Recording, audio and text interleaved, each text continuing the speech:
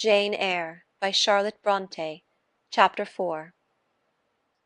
From my discourse with Mr. Lloyd, and from the above reported conference between Bessy and Abbot, I gathered enough of hope to suffice as a motive for wishing to get well. A change seemed near. I desired and waited it in silence. It tarried, however. Days and weeks passed. I had regained my normal state of health, but no new allusion was made to the subject over which I brooded. Mrs. Reed surveyed me at times with a severe eye, but seldom addressed me. Since my illness she had drawn a more marked line of separation than ever between me and her own children, appointing me a small closet to sleep in by myself, condemning me to take my meals alone, and pass all my time in the nursery, while my cousins were constantly in the drawing-room. Not a hint, however, did she drop about sending me to school. Still I felt an instinctive certainty that she would not long endure me under the same roof with her, for her glance now more than ever, when turned on me, expressed an insuperable and rooted aversion. Eliza and Georgiana, evidently acting according to orders, spoke to me as little as possible. John thrust his tongue in his cheek whenever he saw me, and once attempted chastisement, but as I instantly turned against him, roused by the same sentiment of deep ire and desperate revolt which had stirred my corruption before, he thought it better to desist, and ran from me tittering execrations, and vowing I had burst his nose. I had, indeed, levelled at that prominent feature as hard a blow as my knuckles could inflict, and when I saw that either that or my look daunted him, I had the greatest inclination to follow up my advantage to purpose, but he was already with his mamma. I heard him in a blubbering tone commence the tale of how "that nasty Jane Eyre" had flown at him like a mad cat. He was stopped rather harshly. "Don't talk to me about her, John. I told you not to go near her. She is not worthy of notice. I do not choose that either you or your sisters should associate with her." Here, leaning over the banister, I cried out suddenly, and without at all deliberating on my words, "They are not fit to associate with me." Mrs. Reed was rather a stout woman, but on hearing this strange and audacious declaration, she ran nimbly up the stair, swept me like a whirlwind into the nursery, and crushing me down on the edge of my crib, dared me in an emphatic voice to rise from that place, or utter one syllable during the remainder of the day. "What would Uncle Reed say to you if he were alive?" was my scarcely voluntary demand. I say scarcely voluntary, for it seemed as if my tongue pronounced words without my will consenting to their utterance. Something spoke out of me over which I had no control. "What?" said Mrs. Reed under her breath. Her usually cold, composed grey eye became troubled with a look like fear. She took her hand from my arm, and gazed at me as if she really did not know whether I were child or fiend. I was now in for it. "My Uncle Reed is in heaven, and can see all you do and think, and so can papa and mamma. They know how you shut me up all day long, and how you wish me dead." Mrs. Reed soon rallied her spirits. She shook me most soundly, she boxed both my ears, and then left me without a word. Bessy supplied the hiatus by a homily of an hour's length, in which she proved beyond a doubt I was the most wicked and abandoned child ever reared under a roof. I half believed her, for I felt indeed only bad feelings surging in my breast. November, December, and half of January passed away. Christmas and the New Year had been celebrated at Gateshead with the usual festive cheer. Presents had been interchanged, dinners and evening parties given. From every enjoyment I was, of course, excluded. My share of the gaiety consisted in witnessing the daily apparelling of Eliza and Georgiana, and seeing them descend to the drawing-room, dressed out in thin muslin frocks and scarlet sashes, with hair elaborately ringleted, and afterwards in listening to the sound of the piano or the harp played below, to the passing to and fro of the butler and footman, to the jingling of glass and china as refreshments were handed, to the broken hum of conversation as the drawing-room door opened and closed. When tired of this occupation, I would retire from the stair-head to the solitary and silent nursery. There, though somewhat sad, I was not miserable. To speak truth, I had not the least wish to go into company, for in company I was very rarely noticed, and if Bessy had but been kind and companionable, I should have deemed it a treat to spend the evenings quietly with her, instead of passing them under the formidable eyes of Mrs. Reed, in a room full of ladies and gentlemen. But Bessy, as soon as she had dressed her young ladies, used to take herself off to the lively regions of the kitchen and the housekeeper's room, generally bearing the candle along with her. I then sat with my doll on my knee till the fire got low, glancing round occasionally to make sure that nothing worse than myself haunted the shadowy room, and when the embers sank to a dull red, I undressed hastily, tugging at knots and strings as I best might, and sought shelter from cold and darkness in my crib. To this crib I always took my doll. Human beings must love something, and in the dearth of worthier objects of affection, I contrived to find a pleasure in loving and cherishing a faded graven image, shabby as a miniature scarecrow. It puzzles me now to remember with what absurd sincerity I doted on this little toy, half fancying it alive and capable of sensation. I could not sleep unless it was folded in my nightgown, and when it lay there safe and warm, I was comparatively happy, believing it to be happy likewise. Long did the hours seem while I waited the departure of the company, and listened for the sound of Bessy's step on the stairs. Sometimes she would come up in the interval to seek her thimble or her scissors, or perhaps to bring me something by way of supper, a bun or a cheesecake. Then she would sit on the bed while I ate it, and when I had finished she would tuck the clothes round me, and twice she kissed me and said, "Good night, Miss Jane." When thus gentle, Bessy seemed to me the best, prettiest, kindest being in the world, and I wished most intensely that she would be always so pleasant and amiable, and never push me about, or scold, or task me unreasonably, as she was too often wont to do. Bessie Lee must, I think, have been a girl of good natural capacity, for she was smart in all she did, and had a remarkable knack of narrative. So at least I judge from the impression made on me by her nursery tales. She was pretty, too, if my recollections of her face and person are correct. I remember her as a slim young woman, with black hair, dark eyes, very nice features, and good clear complexion; but she had a capricious and a hasty temper, and indifferent ideas of principle or justice. Still, such as she was, I preferred her to any one else at Gateshead Hall. It was the 15th of January, about 9 o'clock in the morning. Bessy was gone down to breakfast. My cousins had not yet been summoned to their mamma. Eliza was putting on her bonnet and warm garden coat to go and feed her poultry, an occupation of which she was fond, and not less so of selling the eggs to the housekeeper, and hoarding up the money she thus obtained.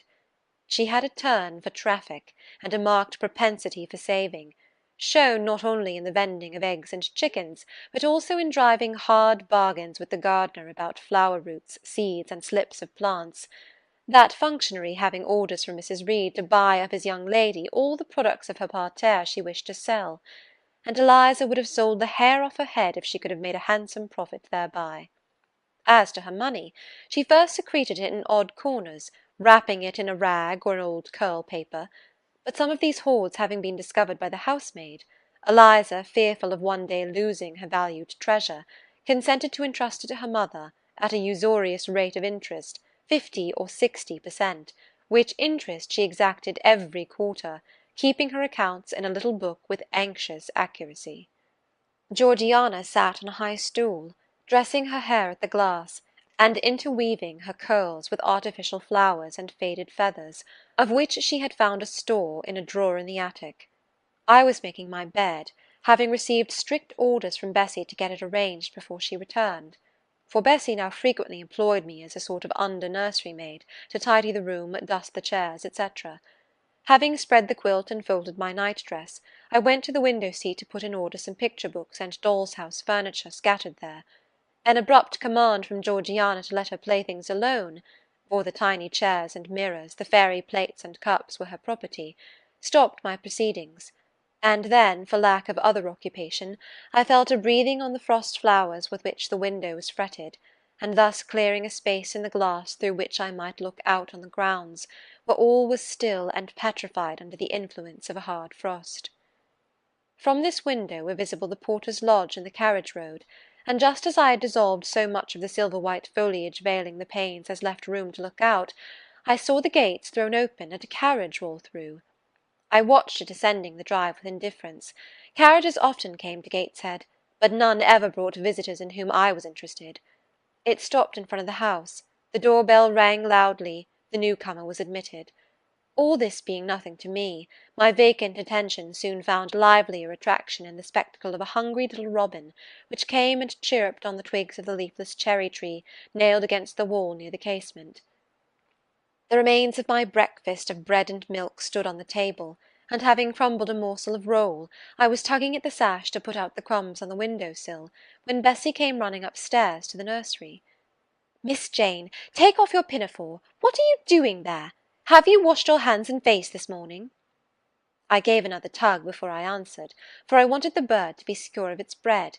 The sash yielded. I scattered the crumbs, some on the stone sill, some on the cherry-tree bough. Then, closing the window, I replied, "No, Bessie, I have only just finished dusting." "Oh, troublesome, careless child! And what are you doing now? You look quite red, as if you had been about some mischief. What were you opening the window for?" I was spared the trouble of answering, for Bessie seemed in too great a hurry to listen to explanations. She hauled me to the washstand, inflicted a merciless but happily brief scrub on my face and hands with soap, water, and a coarse towel, disciplined my head with a bristly brush, denuded me of my pinafore, and then hurrying me to the top of the stairs, bid me go down directly, as I was wanted in the breakfast-room. I would have asked who wanted me. I would have demanded if Mrs. Reed was there, but Bessie was already gone, and had closed the nursery door upon me. I slowly descended. For nearly 3 months I had never been called to Mrs. Reed's presence. Restricted so long to the nursery, the breakfast, dining, and drawing-rooms were become for me awful regions, on which it dismayed me to intrude. I now stood in the empty hall. Before me was the breakfast-room door, and I stopped, intimidated and trembling. What a miserable little poltroon had fear, engendered of unjust punishment, made of me in those days! I feared to return to the nursery, and feared to go forward to the parlour.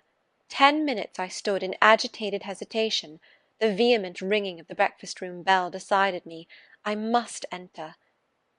Who could want me? I asked inwardly, as with both hands I turned the stiff door-handle, which for a second or two resisted my efforts. What should I see besides Aunt Reed in this apartment? A man or a woman?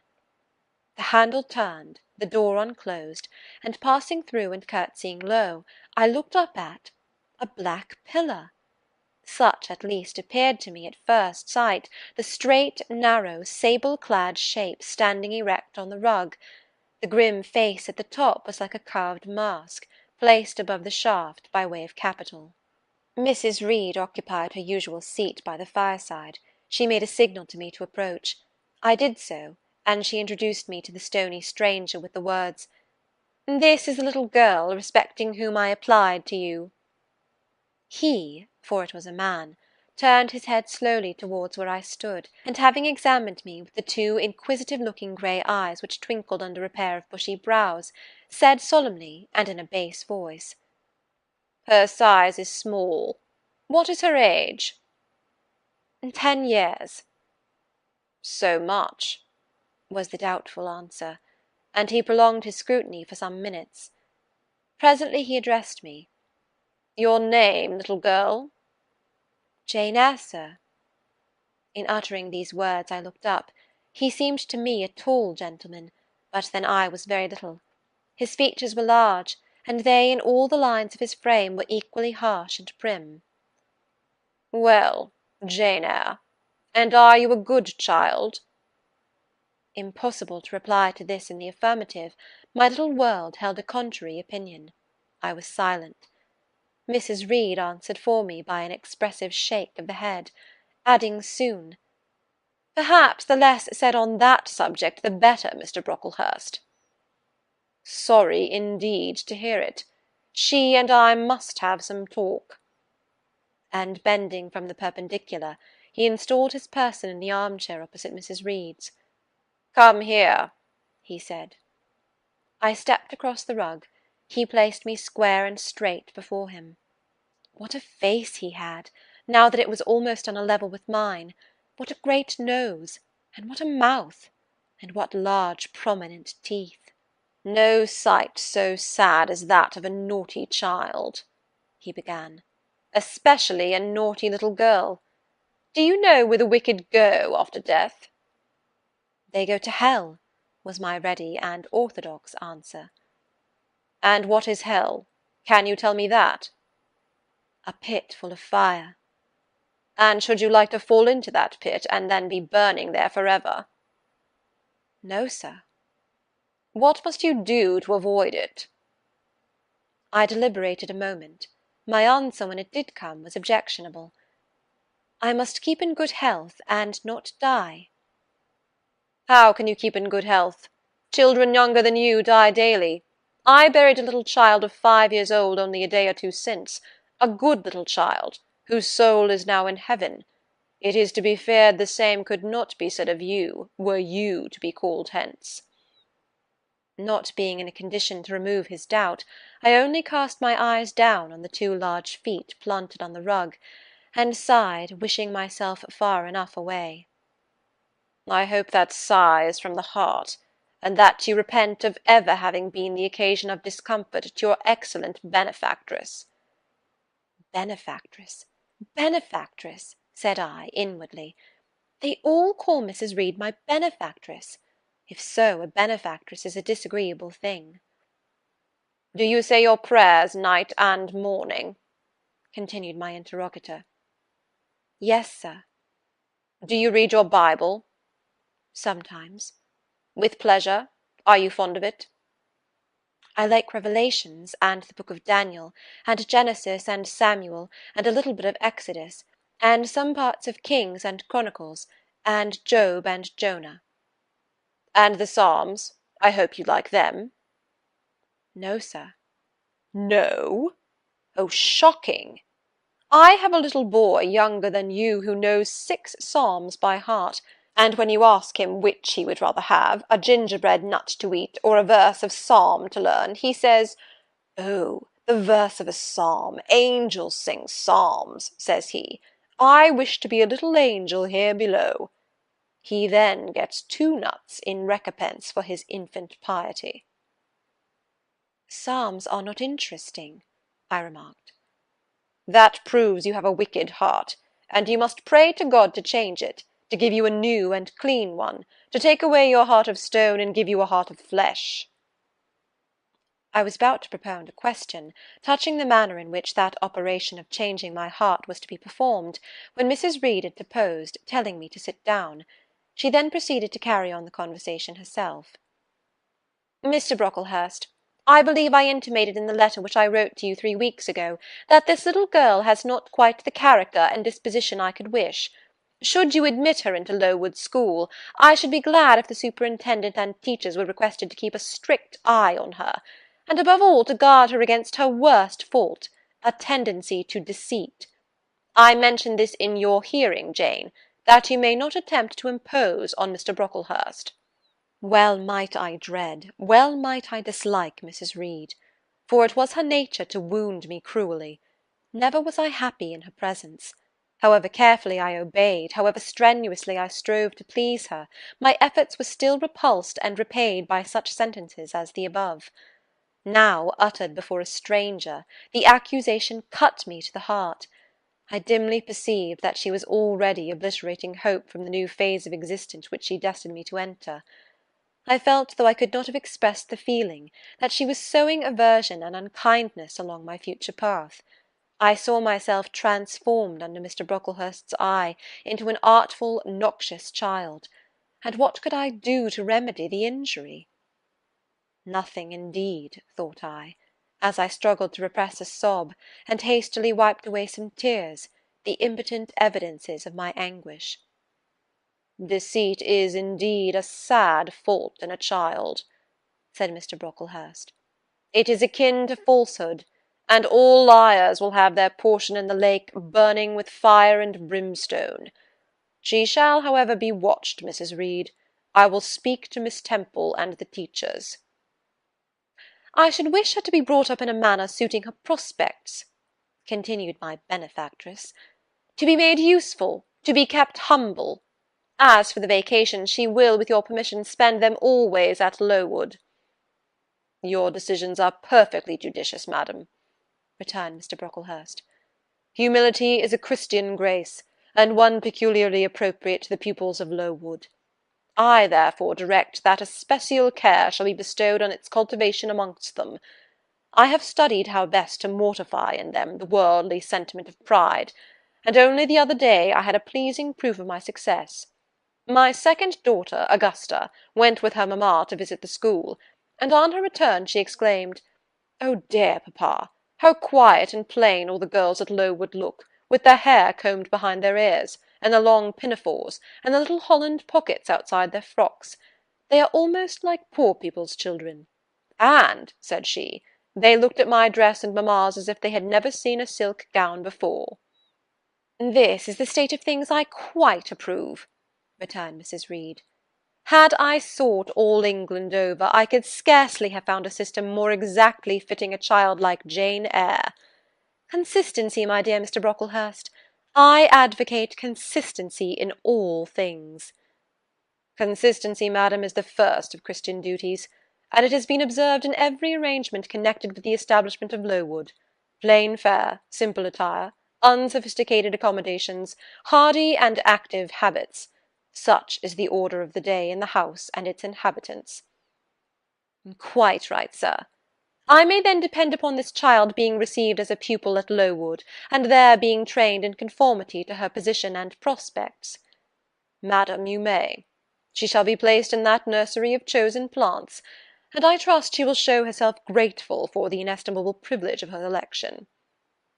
"I will send to them as soon as possible, Mr. Brocklehurst, for I assure you I feel anxious to be relieved of a responsibility that was becoming too irksome." No doubt, madam. And now I wish you good morning. I shall return to Brocklehurst Hall in the course of a week or two. My good friend, the Archdeacon, will not permit me to leave him sooner. I shall send Miss Temple notice that she is to expect a new girl, so that there will be no difficulty about receiving her. Good-bye." "Good-bye, Mr. Brocklehurst. Remember me to Mrs. and Miss Brocklehurst, and to Augusta and Theodore, and Master Broughton Brocklehurst." "I will, madam.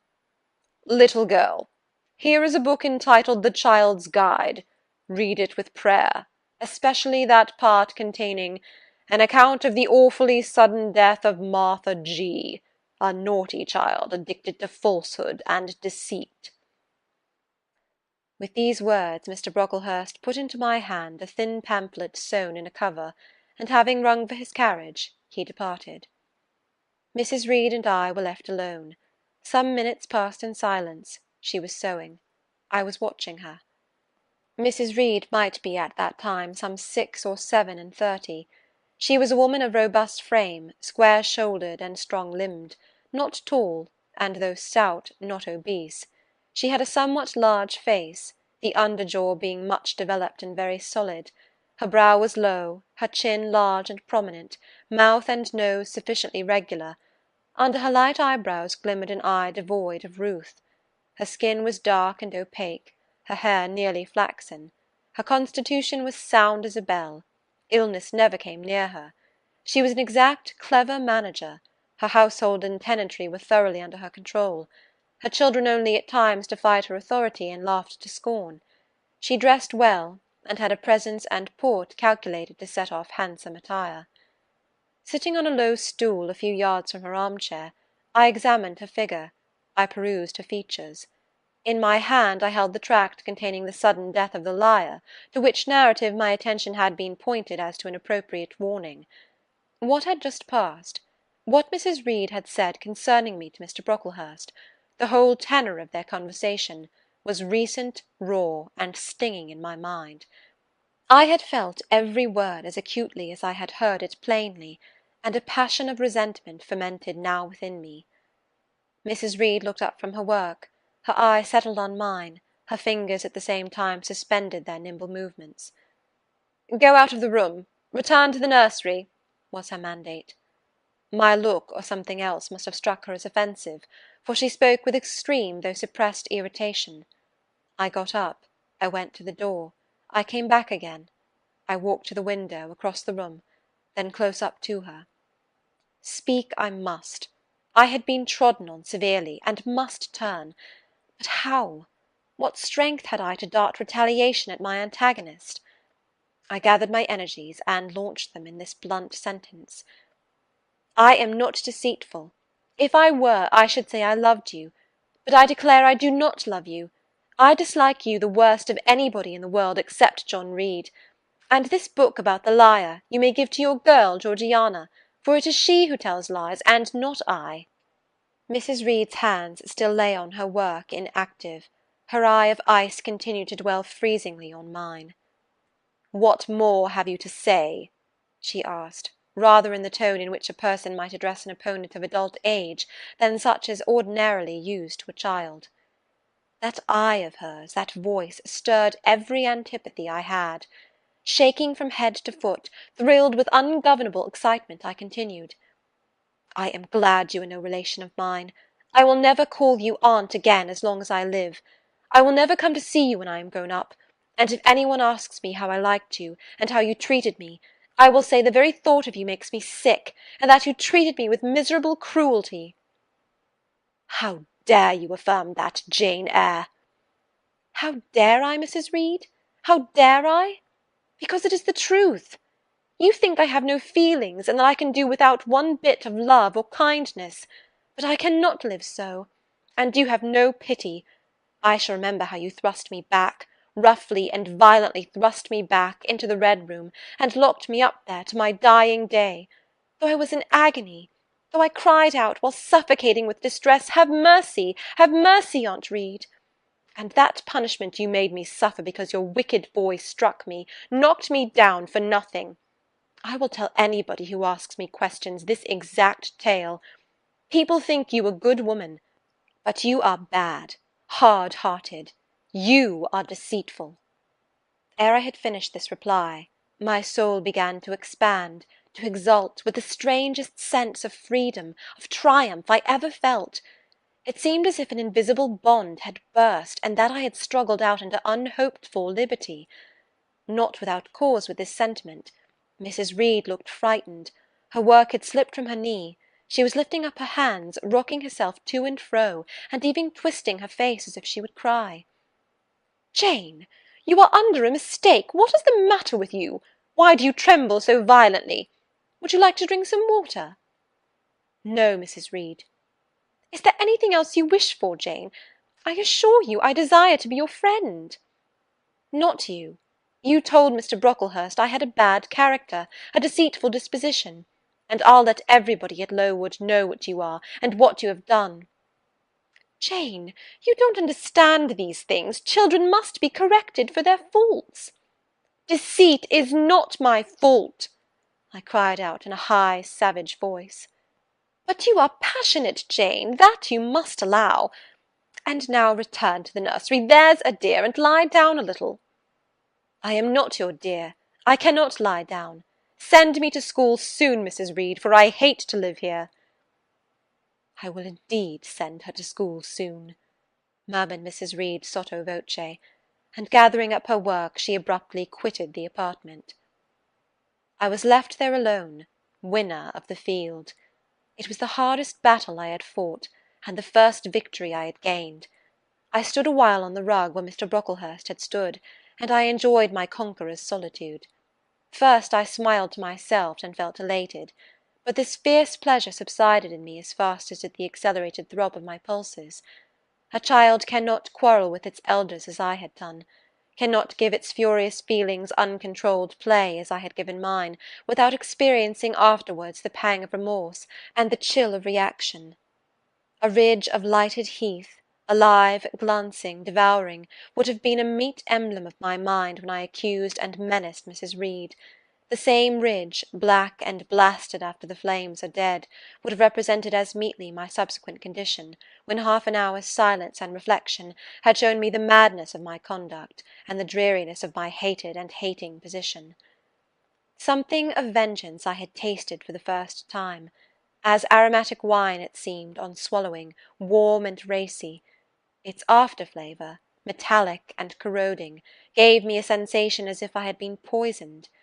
Willingly would I now have gone and asked Mrs. Reed's pardon, but I knew, partly from experience and partly from instinct, that was the way to make her repulse me with double scorn, thereby re-exciting every turbulent impulse of my nature.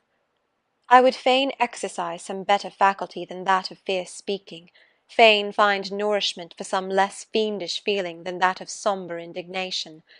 I took a book, some Arabian Tales. I sat down and endeavoured to read. I could make no sense of the subject.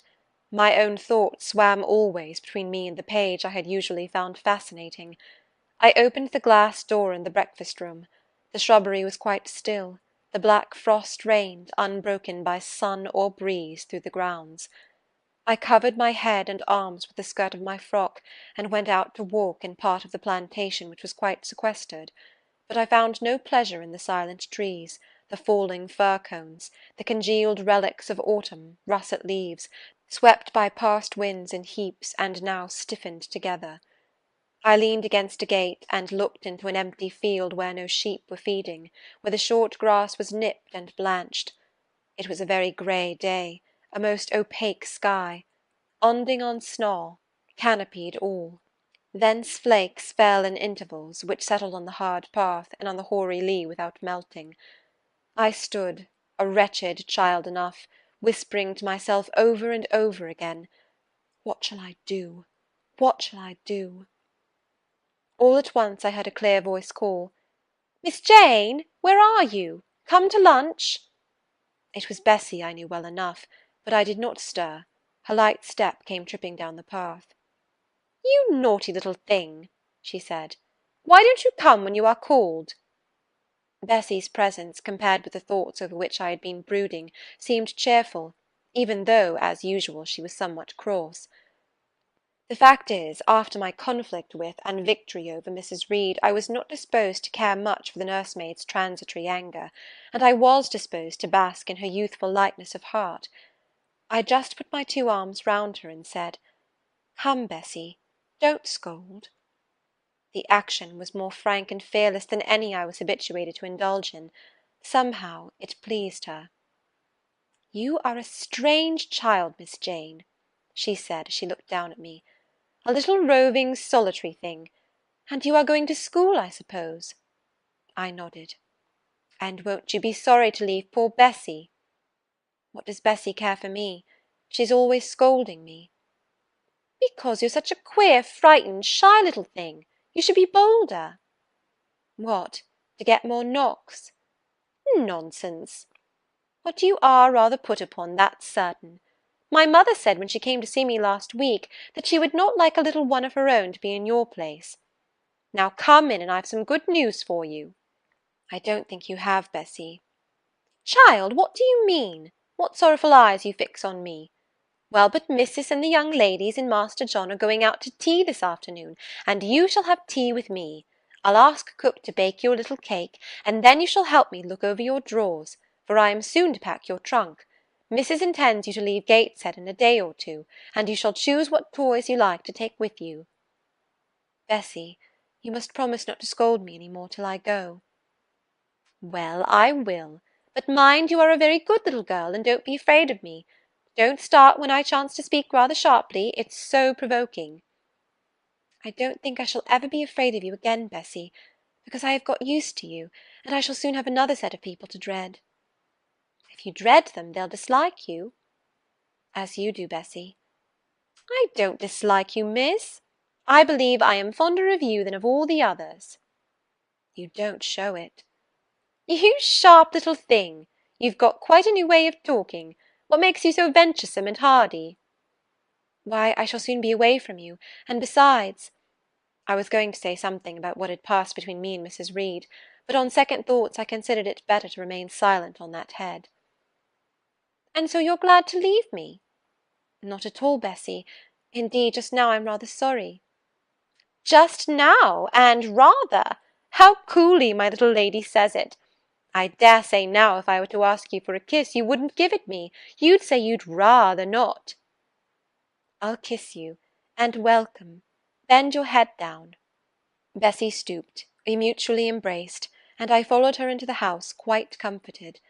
That afternoon lapsed in peace and harmony, and in the evening Bessie told me some of her most enchanting stories, and sang me some of her sweetest songs. Even for me, life had its gleams of sunshine. End of chapter 4.